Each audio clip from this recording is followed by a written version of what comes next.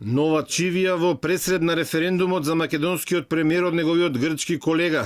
Зошто грчкиот премиер инсистира на негирање на тврдењата на Заев дека го сочувал и затврстил македонскиот идентитет е прашањето кое се наметнува по новото излагање на Алексис Ципрас во Европскиот парламент. 2 дена откако Ципрас и Коција спорачаа дека Грција е апсолутен победник во спорот за името, вчера во Страсбур пред Европскиот парламент Ципрас изјави дека во иднина секој иден македонски премиер својата земја ќе нарекува словенска, која говори словенски јазик.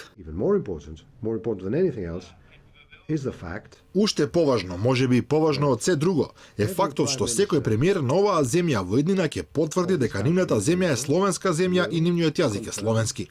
Ова не беше случај се досега.